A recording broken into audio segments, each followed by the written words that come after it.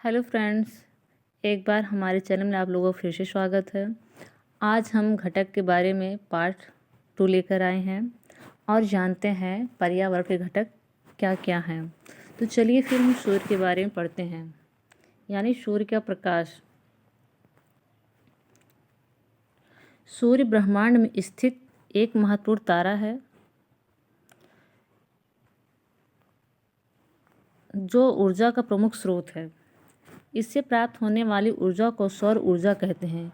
सूर्य के प्रकाश की उपस्थिति में पौधे कार्बन डाइऑक्साइड तथा जल को ग्रहण कर अपना भोजन बनाते हैं।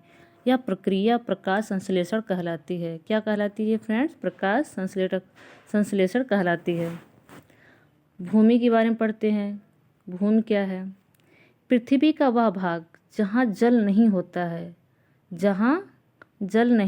है वह स्थल मंडल कहलाता है। भूमि पर पेड़ पौधे तथा जंतु रहते हैं। यह ऐसा प्राकृतिक संसाधन है जो हमें आश्रय देते हैं एवं समस्त जीवों के विकास के लिए आधार प्रदान करता है। भूमि मुख्यतः निम्नलिखित पदार्थ होते हैं, जैसे मिट्टी, जल, खनिज। मिट्टी क्या है? मिट्टी एक प्रमुख प्राकृतिक संसाधन है। प्राकृतिक संसाधन जो बहुत सारे जीवधारियों का आवास होती है। प्राकृतिक रूप से मिट्टी बहुत लंबी अवधि के बाद निरंतर चट्टानों के क्षरण से बनती रहती है। खनिज पदार्थ क्या है? वे पदार्थ जो जमीन अथवा धरातल से खोद कर निकाले जाते हैं वह खनिज पदार्थ कहलाते हैं। जिन स्थानों से इन्हें खोद कर निकाला जाता है वह स्थान खदान कहलाता है।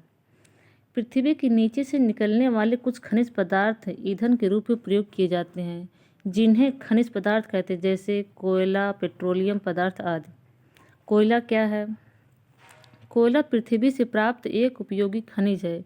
इसका उपयोग विभिन्न क्रियाकलापों में किया जाता है, जैसे ईंधन के रूप में पत्थर का कोयला, लकड़ी का कोयला, लकड़ी, रेल के इंजन में, जलयान में। पेट्रोलियम पृथ्वी के गर्भ में पाया जाने वाला गाढ़े रंग का तरल खनिज पदार्थ होता है। इससे पेट्रोल, डीजल, मिट्टी का तेल, केरोसिन यानी तथा ग्रीस, कोलतार आदि मिलता है।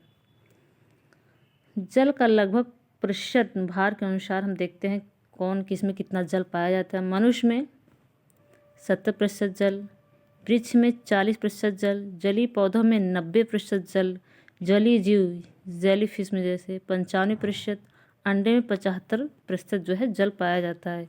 ये बहुत ही मोस्ट इम्पॉर्टेंट है, इसे याद कर लेना कि इसमें कितना प्रतिशत जल पाया जाता है।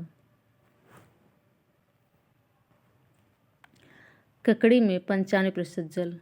नोट पहला है, भोपाल में यूनियन कार्बाइड कंपनी के प्लांट में बेहद खतरनाक गैस का रिसाव 3 दिसंबर 1984 की मध्य रात को हुआ था। ये कई बार पूछा गया है किस गैस की वजह से हुआ था, जिसमें भारी जनहानि हुई थी। उस गैस का नाम मिथाइल आइसोसाइनेट था। दूसरा, वायु प्रदूषण को दूर करने में पौधों का विशेष महत्व होता है। हीना की पत्तियां हानिकारक प्रदूषक को सोख कर वातावरण में इसकी मात्रा को निरंतर कम करते रहती हैं। इसलिए प्रदूषित क्षेत्रों, नगरों, मार्गों आदि के किनारे वृक्षारोपण करना लाभदायी होता है। अक्सर आप देखे होंगे, आप रोड पर चलती है तो सरकार रोड के दोनों तरफ पौधे लगवाती हैं। तीसरा है, कोयले के धुएं से उत्पन्न प्रदूषण को रोकने के लिए जंगल, जलेबी, नाव, वृक्ष का सघन रोपण लाभकारी सिद्ध हुआ है।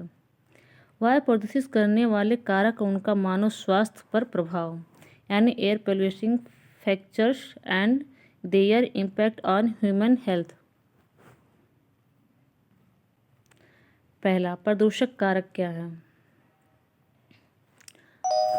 सल्फर डाइऑक्साइड प्रदूषक स्रोत, तेल और कोयला उपयोग करने वाले उद्योगों से। मानव स्वास्थ्य दुष्प्रभाव, आँखों में तेल, जलन, आँखें लाल होना, खांसी का आना एवं श्वसन पर दुष्प्रभाव। दूसरा प्रदूषक कारक, कार्बन मोनोऑक्साइड प्रदूषक स्रोत से मोटर वाहनों और उद्योगों के धुएं से। मानव स्वास्थ्य पर दुष्प्रभाव क्या पड़ता है? रक्त में ऑक्सीजन ग्रहण करने की क्षमता में कमी से घातक परिणाम होते हैं। तीसरा प्रदूषक कारक क्या है? नाइट्रोजन के ऑक्साइड और हाइड्रोजन कार्बन प्रदूषक स्रोत जैसे कार, पेट्रोल से चलने वाले मोटर वाहनों के धुएं से।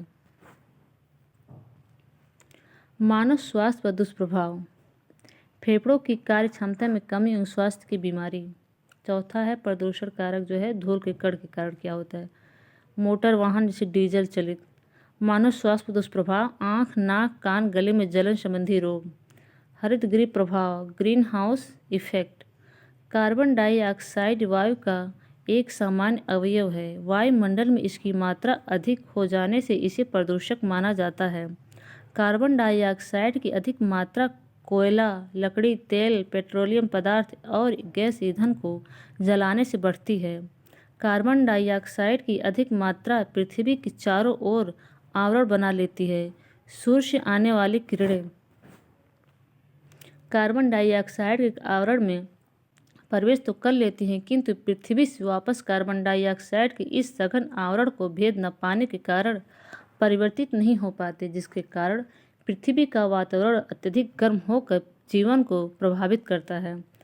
इससे आज ध्रुवों पर जमी हुई बर्फ के पिघलने, समुद्र तटीय क्षेत्रों में बाढ़ का खतरा बढ़ा है तथा पर्यावरण असंतुलन की स्थिति बनी रही है, जो कि हरित गृह प्रभाव ग्लोबल वार्मिंग का परिणाम है।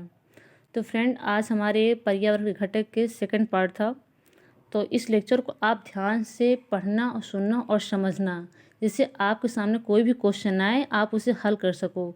रटने से अच्छा है समझना ज़रूरी। जब आप समझ के पढ़ोगे तो आपका क्वेश्चन जो है सॉल्व हो जाएगा। Okay guys, thank you. आपको कैसा लगा आप ज़रूर बताइएगा।